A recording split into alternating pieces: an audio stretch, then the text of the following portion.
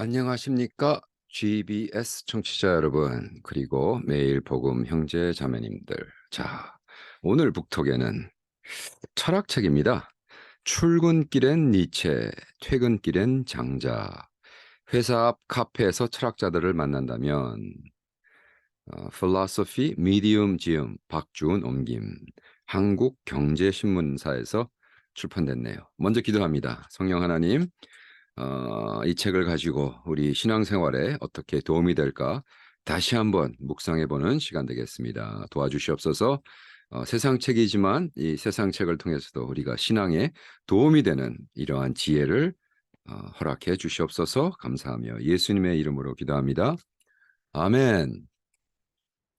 제가 여행 중에 인천공항 책방을 들려서 이제 책을 사오는 것을 즐기는데 어, 그 똑같은 책이 딱 미국에 도착하면 2배가 되거든요. 그래서 예를 들어 이것도 제가 16,000원에 샀으니까 그 당시 또 우리 커런시가 싸가지고 그러니까 이거를 16,000원이면 기껏해야 한 11불인데 이게 미국에 오면은 32,000 거의 뭐 30불 되거든요. 그래서 이 책을 샀는데 아주 그 커버에는 멋있게 썼어요. 출근길엔 니체, 퇴근길엔 장자. 그래서 뭐 걱정에는 하이데거를, 불안에는 사르트를, 혐오에는 니체를, 짜증에는 순자를, 분노에는 맹자를, 직장인의 15가지 감정을 읽는 철학자들의 시선. 보통 이제 커버가 좋으면 사거든요. 그래서 저도 좋네. 그리고 이 저자들이 그룹으로 필러소피 미디움. 그래서 알고 봤더니 이제 결과적으로 중국 사람들이 쓴 책이에요. 중국 사람들이 쓴 책인데 중간쯤 읽다가 조금 실망을 하기 시작하면서 다 끝난 다음엔 이거 좀 짝퉁이 아닌가 이런 생각이 들 정도로. 왜냐하면 이 친구들이 중국말로 출판해서 영어로는 영어 타이틀은 뭐였냐 하면 Meet Heidegger in the Lounge. 그 영어 책으로 찾아봤더니 영어 책으로는 아예 출판이 안 됐더라고요. 그러니까 자기네들끼리는 중국말로 출판할 때 중국말의 타이틀이 뭐였냐면 Meet Heidegger in the Lounge. 라운지에서 하이데거를 만나자. 근데 그거를 한국경제신문에서 이제 그 회사원들을 위해서 그러니까 막말로 회사원들한테 팔아먹으려고 만약 이 책이 하이데거를 라운지에서 만납시다라고 했으면 아무도 안 샀을 거예요. 근데 출근길에 니체, 퇴근길에 장자. 그러니까 출근길에 니체를 읽고 퇴근길에 장자 읽어볼까? 샀을 거 아니에요. 그래서 조금은 속았다라는 기분이 들 정도로 그래서 뭐 막 엄청나게 팔았더라고요. 2022년 11월에 나왔는데 그때 이제 겨우 막 그죠? 코비드 끝날 때인데 벌써 5판 그래가지고 그러면 한 2만 권 정도 4, 5, 20이니 한 2만 권 벌써 팔았더라고요. 그래서 파는 건 좋은데 문제는 뭐냐? 뭐 좋은 내용도 있어요. 근데 이제 그 자기네들이 약속한 거와 상품이 너무 다르면 조금 속았다는 생각이 들죠. 그래서 이거를 아예 처음부터 어, 하이데거를 라운지에서 만납시다라고 했으면 제가 아무 문제가 없을 텐데. 네, 어쨌든 여기서 직장인들이요, 필로소피 미디엄 공업 창업자인 추센이가 뭐라고 썼냐면 철학이라고 하면 어쩐지 감성이나 열정과는 거리가 멀고 이성과 냉정과 더 관련이 있어 보인다. 이 책에서 언급한 철학자들은 서양의 하이데거, 사르트, 니체, 칸트, 파핏, 카무, 마르크스, 드레즈 비롯해 중국의 손자, 왕양명, 맹자, 공자, 장자, 순자, 한비자까지 포함되어 있다. 그래서 동양과 서양을 이렇게 하나로 이렇게 묶으려고 하는 노력. 예를 들어 이런 거죠. 제가 갖고 있는 가장 큰 책 중에 하나가 우리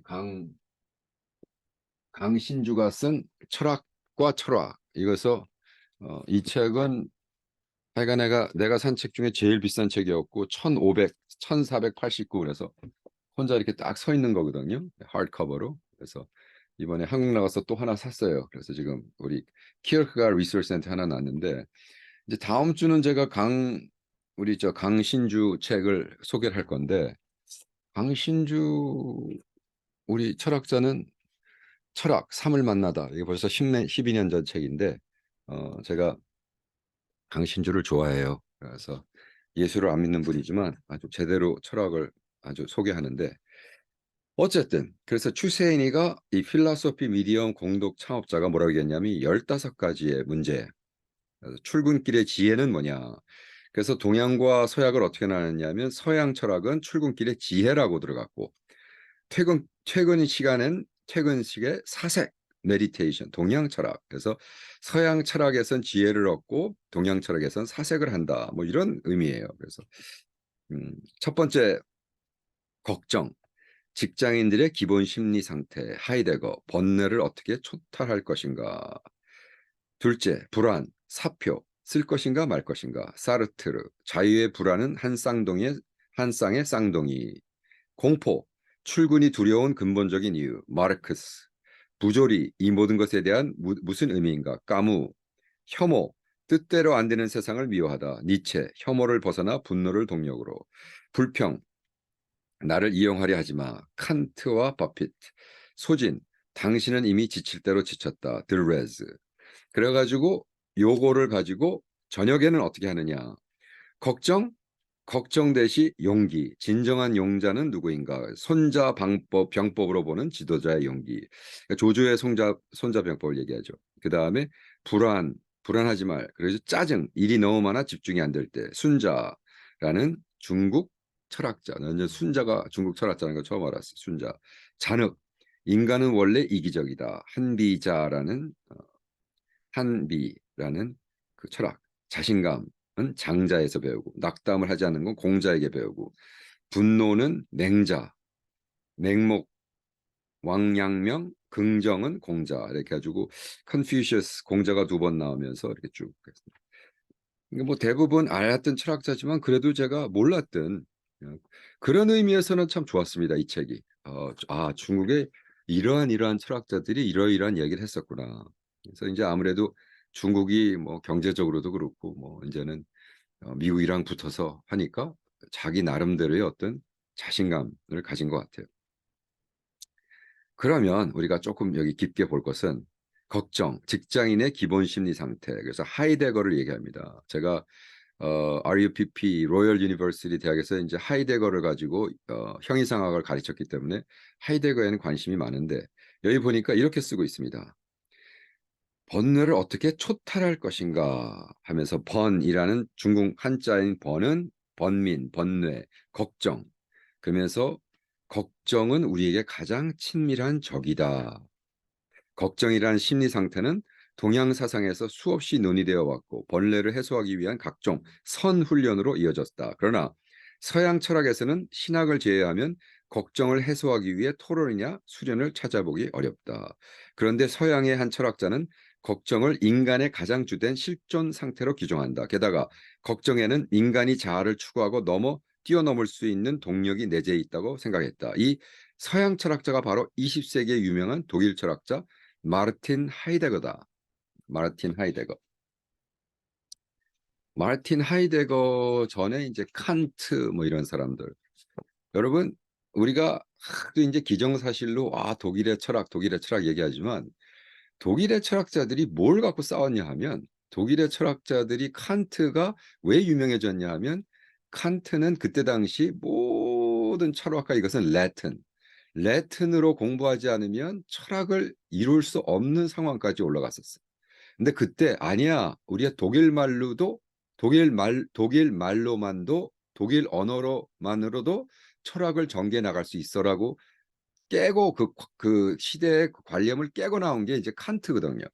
그래서 칸트가 유명한데 그러니까 칸트 후에는 예를 들어 마르틴 하이데거 이런 사람들이 독일말로 쓴 철학이 다 이제 전 세계적으로 수용이 된 거죠. 그래서 이제 마르틴 하이데거 존재와 시간, Time and Being이라는 책, 무지 세상에서 그렇게 힘든 책은 읽을 수가 없죠. 왜? 마르틴 하이데거는 아예 독일말로 모든 걸 바꿔버렸어요. 그리고 자기가 새로운 독일말을 창조해내고 궁극적으로 마지막에 모든 철학은 시로만 할 수 있다. 시인들만이 철학을 할 수 있다라는 결과 다시 새로 크리에이트되는 거예요. 그래서 선지와 시간에서 처음으로 걱정과 자아초월, 참자, 추구 사이의 관계를 체계적으로 썼다. 우리는 정말 하이데거의 말처럼 걱정을 초탈해서 부단히 자아를 추구하고 실현해 마침내 초월할 수 있을까? 자, 이거는 이제 하이데거를 중국의 철학자가 바라보는 입장입니다. 하이데거를 한국 철학자가 본 게 아닙니다, 여러분. 네. 한국 철학자가 아니라 미국 철학자가 아니라 하이데거를 중국 철학자가 본 입장입니다. 하이데거는 우리가 인간이기에 즉 존재에 대한 질문을 던질 수 있는 나는 누구인가? 나는 왜 존재하는가? 나는 어떻게 존재하는가? 걱정한 것이라고 생각했다. 인간의 주된 실존 형식은 걱정을 통해 세계를 찾고 세계와 나 사이의 관계를 찾는 것이라고 말했다. 그러니까 나는 누구인가라는 걱정이 없으면 내 자신을 못 발견한다는 거죠. 그죠? 그러니까 자아 발견이 어디서 시작해? Who am I? 라고 걱정한 것. 그죠? 그래서 여기는 안 나와 있지만 다자인, 나는 존재한다라는 다자인이라는 독일 말을 스스로 창조해내죠. 자, 이 글을 쓴 철학자 이름이 뭐냐면 순요 우롱이라는 철학자인데, 순요 우롱이라는 철학자가 뭐라고 썼냐면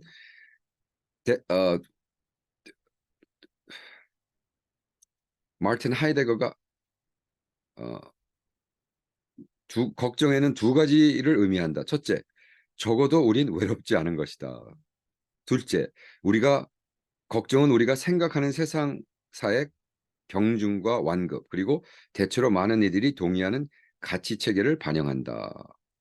자, 그래서 당신의 걱정은 당신만의 독특함을 반영한다. 하이데거가 보기엔 걱정은 우리 인생에서 매우 중요한 역할을 한다. 왜? 각자의 자기 체제는 저마다 다른 순서로 배열되어 있으며 그 안에는 객관성과 주관성이 모두 포함되어 있다. 그래서 뭐냐면 많은 사람들이 고민하는 그 고민 내용이 다 다르다는 거예요. 그죠? 그래서 예를 들어 영화 그 엔터테이너들은 나는 유명해지지 않는 거에 대한 고민이 있어. 근데 우리 같이 철학을 하고 조용히 살길 원하는 사람은 유명해지는 거에 대한 고민이 있어. 그러니까 고민 그 상태 자체가 다 다르다는 거예요. 그래서 하이데거에 따르면 이러한 이중의 인식은 우리가 새로운 길을 열고 초탈을 추구하도록 만들어두는 조건이 된다. 초탈이 뭐예요? 걱정에 반영된 세계에 대한 이중 의식에는 자아 초월의 가능성이 내포되어 있다. 하이데거는 자기 존재에 대한 물음을 잊을 때 인간의 실존의 획기적 범죄의 상태로 빠져든다고 생각했다.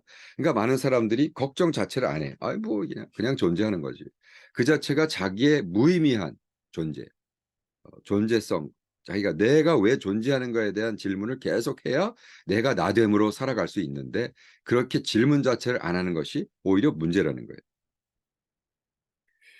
어, 뭐 동의하라고 하는 얘기는 아니고 하이데거가 그렇게 얘기했다는 겁니다. 그래서 하이데거는 니체가 아니다. 그래서 초인을 말하지 않는다. 하이데거가 보기엔 누구도 과거로부터 구축되어 온 일상에서 완전히 벗어날 수 없다. 그러니까 니체는 그 슈퍼맨이라고 하죠. 모든 것을 초월한 인간이 되라고 하지만 하이데거는 그거에 관심이 없었다. 그래서 하이데거 사상이 철학사에 미친 영향은 크고 무겁다. 예를 들어 사르트도 하이데거의 영향을 받아 존재와 무를 저술하였고, 그래서 너무 재미난 게 마르틴 하이데거를 얘기하고 사르트를 얘기하는데 그 둘을 영향을 끼친 키에르케가르드는 이야기하지 않는다. 이게 좀 실망적이죠. 근데 뭐 할 수 없죠. 이 책이 써진 횟수가 2022년도 작년이었고 제가 올해 7월에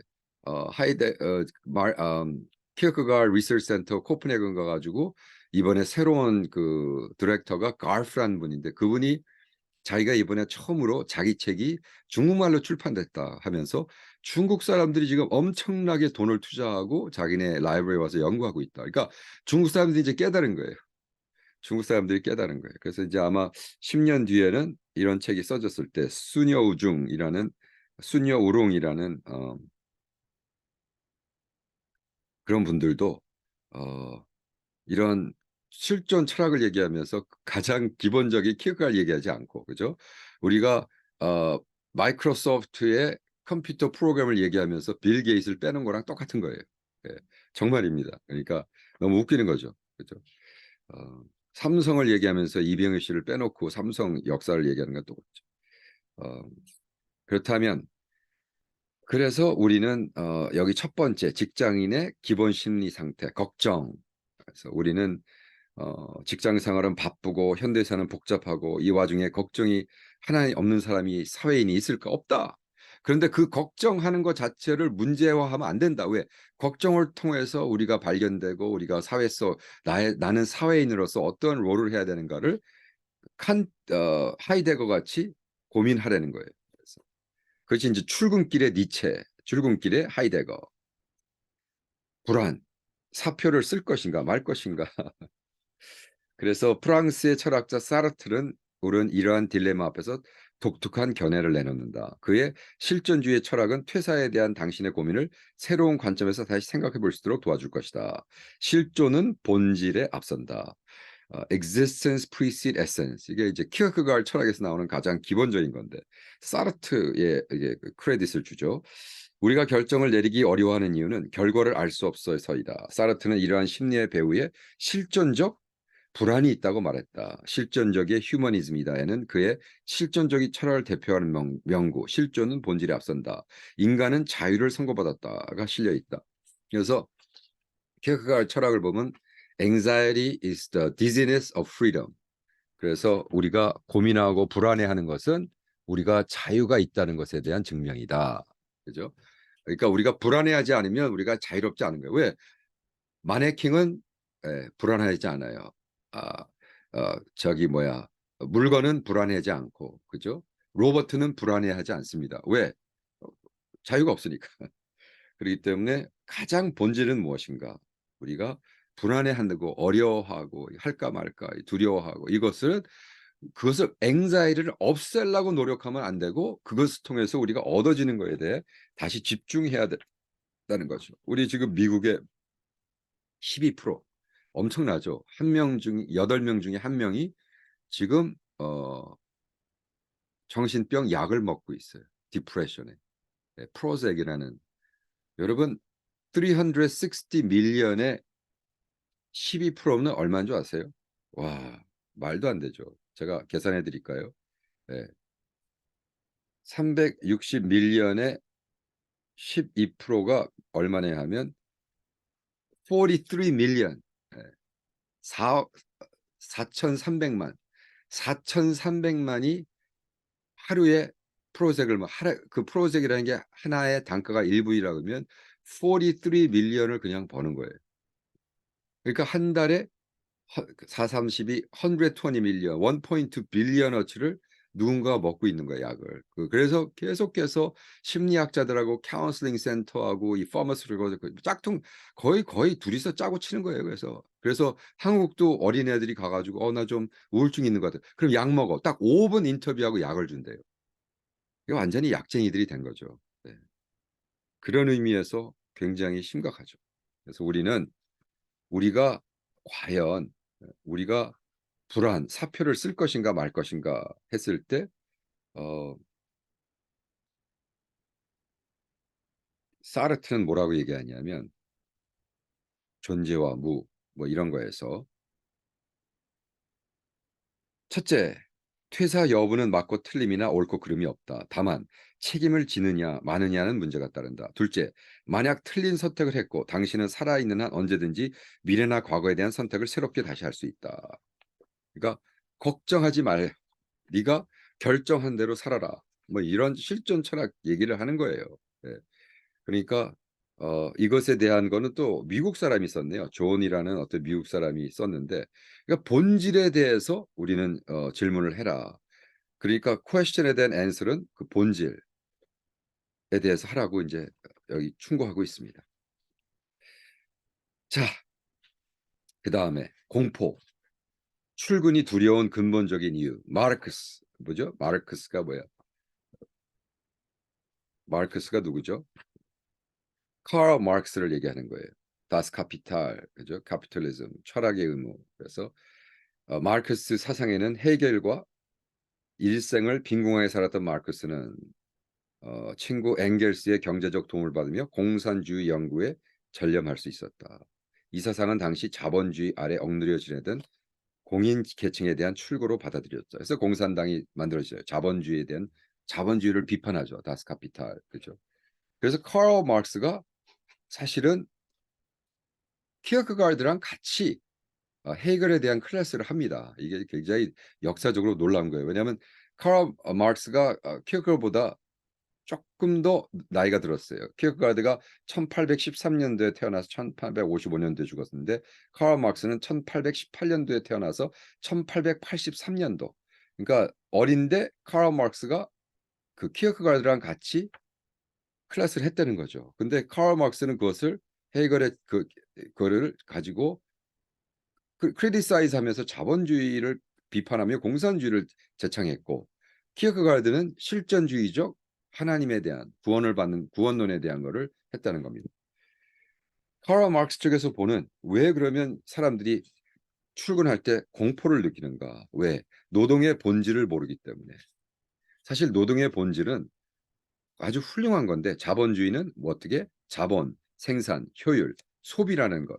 그래가지고 우리는 얼마나 많은 자본주의자들에게 착취를 당하는가. 이건 뭐 완전히 뭐 그냥 읽으면 이거 완전히 또 뭐 근데 무식하게 또 이런 거 읽고 너는 좌파네.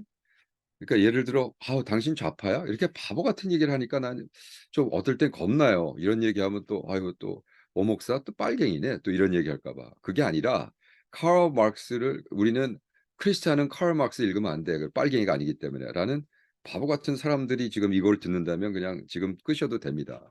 지금 저는 그런 얘기가 아니라 세계의 철학이 어떻게 해서 이렇게 어 세계를 컨트롤하고 그런 거에 대해서 우리는 어떻게 행동해야 되는가에 대해서 얘기하고 있는 거예요. 니체. 또 니체 그러면 또 뭐 하나님을 모르는 또 그게나 혐오, 뜻대로 안 되는 세상을 미워하다. 니체. 혐오를 벗어나 분노를 동력으로. 니체는 허무주의. 니체의 허무주의는 생명을 포기하고 삶이 무의미하다고 하는 의미가 허무가 아니다. 그냥 니체라는 이름을 듣는 순간 많은 사람들이 신은 죽었다라는 말이나 초인 신학 철학을 이야기한다. 그것이 아니라 니체는 자신의 사상이 절반 이상은 심리학이라고 얘기했고 오늘날의 심리학은 니체의 심리학을 심리학의 일부로조차 여기지 않을 것이다. 왜? 니체는 그때 당시 했을 때 자기가 볼 땐 심리학이지만 요즘 말하는 심리학은 뭐 말도 안 되는 거라고 해요. 제가 어저께 식사를 하면서 거기 심리학자들 교수만 둘, 그러니까 사이코테라피스트죠. 메디컬 스쿨 나오고 심리학에서 그 사이코테라피스트 둘, 그 며느리도 지금 심리학으로 박사일 받고 있고 거기 심리학 나온 사람들만 쫙 앉아서 저녁을 먹었어요. 너무나 재미난 저녁이었는데. 예. 그러니까 요즘 말하는 심리학에선 니체는 심리학자로 치지 않지만 그때 당시 니체는 심리학의 초석을 깔았다고 생각했어요, 자기가.